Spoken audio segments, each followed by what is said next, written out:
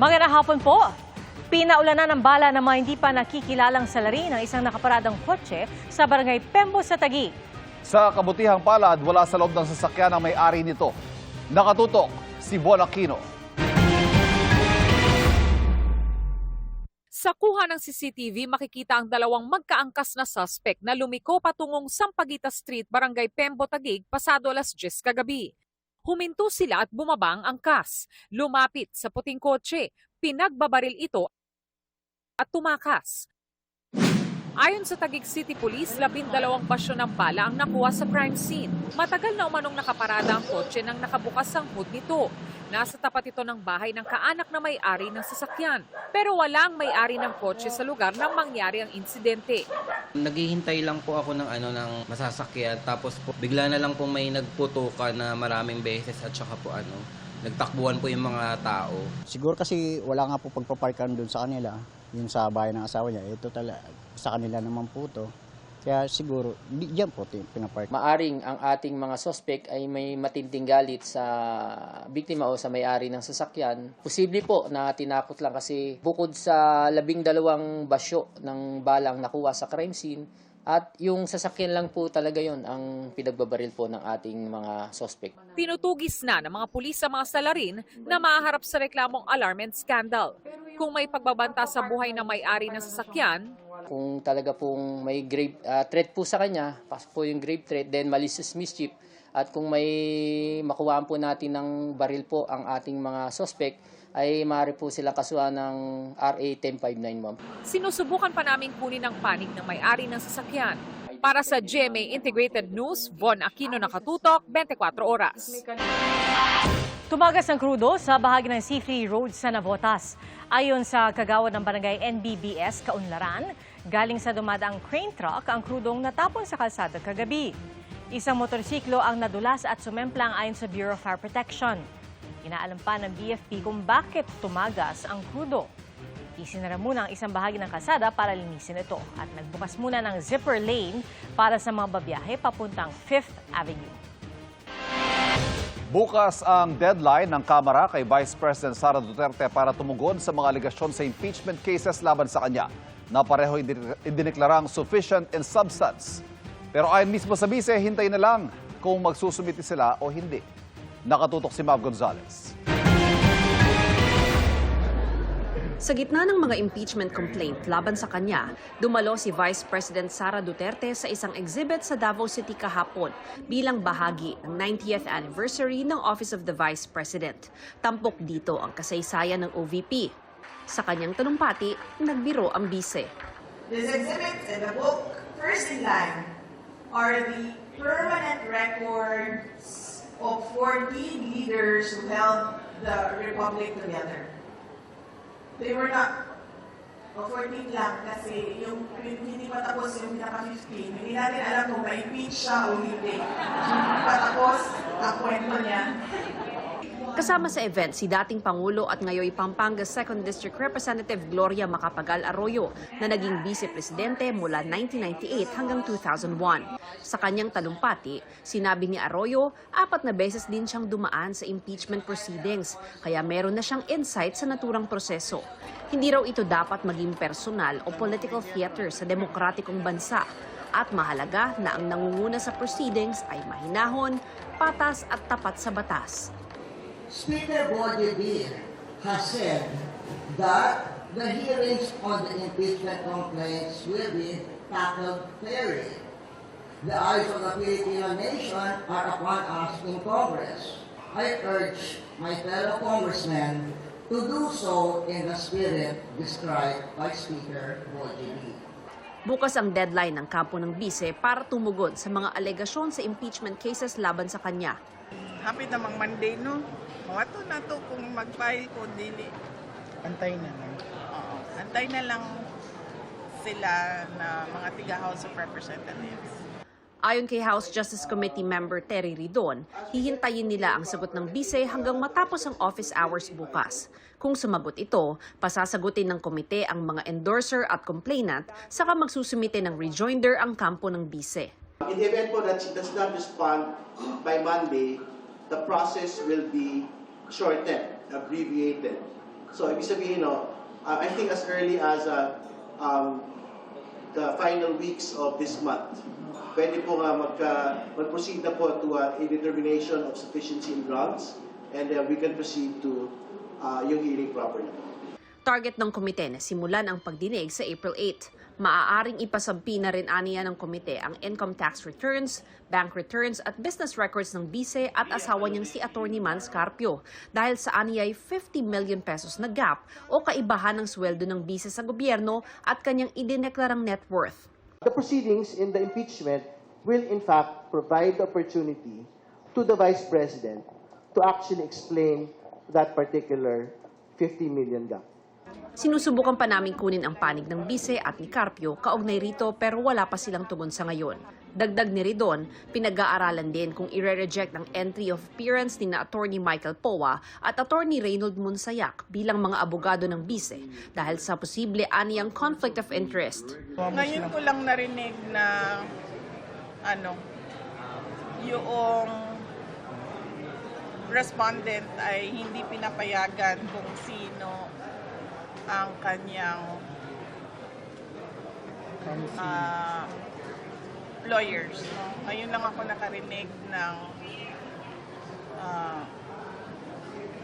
circumstance na hindi pinapayagan ng respondent kung sino ang pinipili niya na lawyer. So, antayin na lang natin kung ano mangyayari. Para sa GMA Integrated News, Mav Gonzalez, nakatutok, 24 oras. Sa pagtakbo niyang Pangulo sa eleksyon 2028, sinabi ni Vice President Sara Duterte na may inalok na raw siya maging running mate. Pero hindi niya muna ito pinangalanan. Natin siya guluhin. Huwag na natin siya pangalanan kasi baka atakihin siya, sisirain yung pangalan niya. So, kabiyaan natin siya magdesisyon. Ayon sa Vice Presidente, noong nakaraang taon pa niya kinausap ang napipisil niyang katandem. Pero hindi pa raw ito nagbibigay ng desisyon. Sinabi rin ni Duterte na may 4 nang lumapit sa kanya para mapasama sa kanyang senatorial slate sa 2028. Kasunod ng mega oil price hike, tumaas na rin ang presyo ng bigas at iba pang pagkain. Kapag nagpatuloy pa ang pagmahal ng langis at bilihin, mas hihina pa ang kakayahang gumastos sa mga Pilipino, ayon sa Department of Economy, Planning and Development. Nakatutok si Selima Refran. Sa tindahang ito sa Kamaning Market sa Quezon City, 100 pesos na ang tinaas ng presyo ng kada sako ng bigas. Ngayon, kung bibili sila sa amin dito sa regular na bilihan, kailangan nilang malaki ang budget nila. Kakaunti lang ang budget nila. Meron ng NFA, pero limitado rin ang bigay nila. Pipila pa sila. Sa Trabaho Market sa Maynila, 2 to 5 pesos na ang tinaas ng kada kilo ng bigas. Nadagdagan pa ang taas noong tumaas ang gasolina. At tataas pa po yan.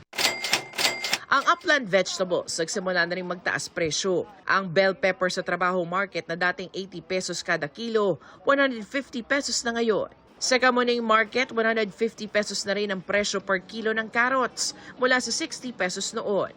Habang ang galunggong tumaas ng 30 to 40 pesos per kilo.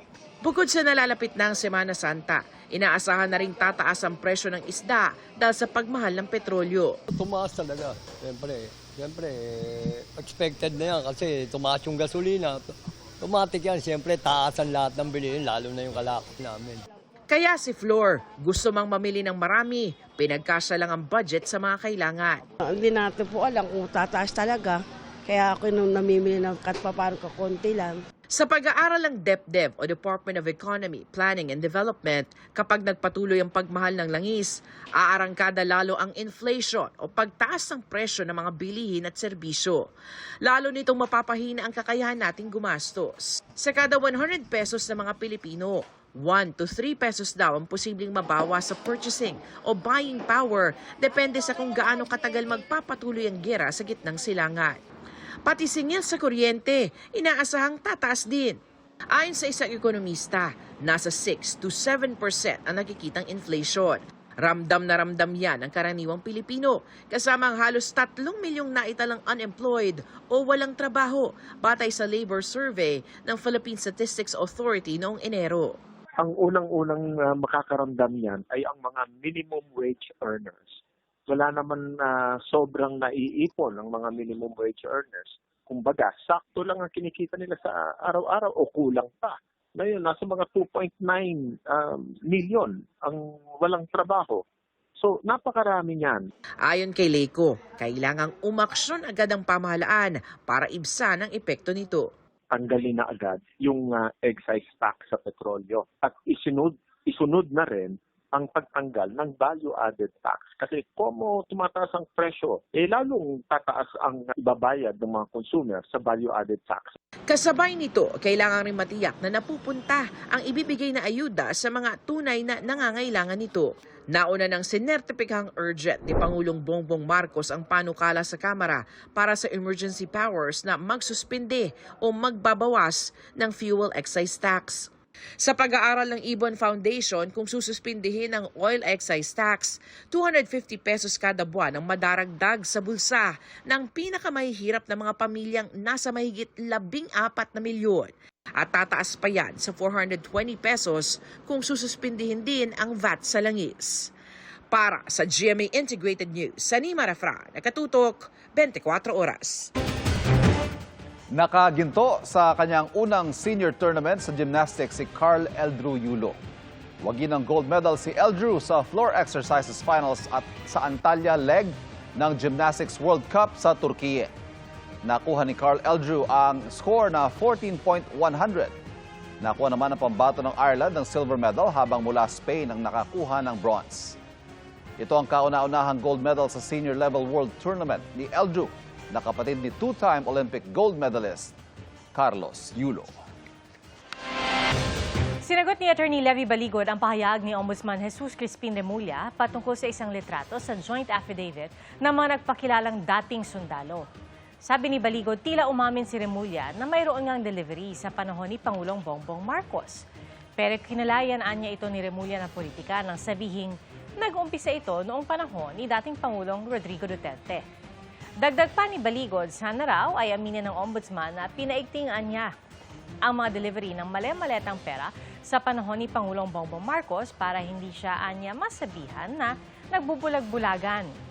Nitong Biyernes, sinabi ni Remulla na kuha noong pang panahon ni Duterte ang isa sa mga litrato na isinumite ng mga dating sundalo. Ang kay Remulla, dito pa lang, may indikasyon na tila may pagmamanipula sa kwento. Sinusubukan po namin kunan na pahayag si Remulla kaugnay sa mga sinabi ni Baligod.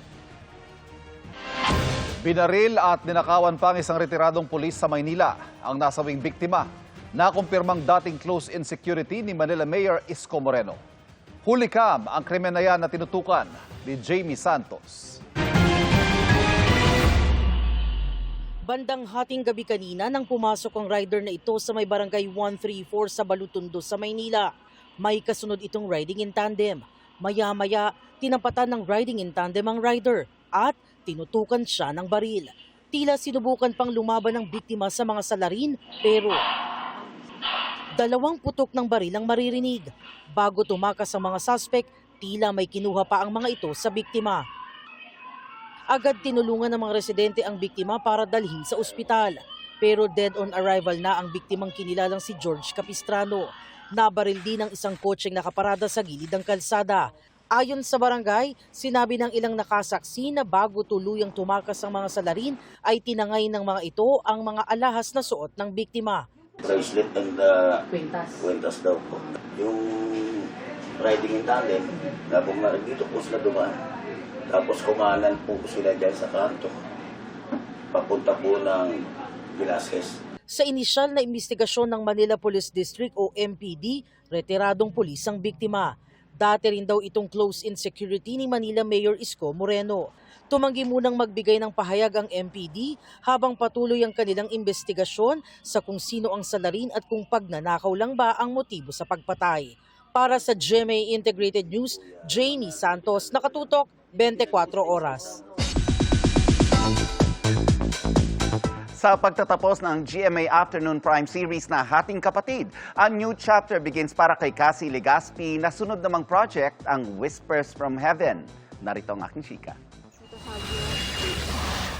Halos malapit nang matapos ang kanilang seryeng Hating Kapatid, kaya sepang si Sril para kay Cassie Legaspi. Ibinuhos niya raw ang kanyang kakayahan para mapaganda ang kanyang role sa serye, kung saan first time nagkasama-sama ang kanyang buong pamilya. There are a lot of plot twists, ang daming revelations na mangyayari pa, but actually, I don't like talking about na parang okay, patapos ng Hating Kapatid. Parang in my head, I take it day by day, lalo na sa taping day. Na grabe yung Hating Kapatid. It plays such a big part in my life and I think in my family's life also. So Baon daw ni Cassie ang lahat ng natutunan niya sa serye na higit pa sa kanyang career growth. for me personally, about siblings, not only a mother's love, pero siblings din. Grabing eksena kasi tuloy-tuloy yung tears ko, tuloy-tuloy yung iyak ko, kahit pag-cut. Kasi it was about my brother. So it was a sensitive topic for me, but ayun, I feel like a lot of people can relate. Next project ni Cassie, ang highly anticipated Kapuso series na Whispers from Heaven. Ngayon pa lang daw na in love na siya sa kanyang karakter sa upcoming Kapuso series. Bukod sa kakaibang tema nito, magiging representation din ng mga kabataan ang kanyang role. Makakasama niya sa serye sina Bea Alonso, Maricar Reyes, Tom Rodriguez at iba pa.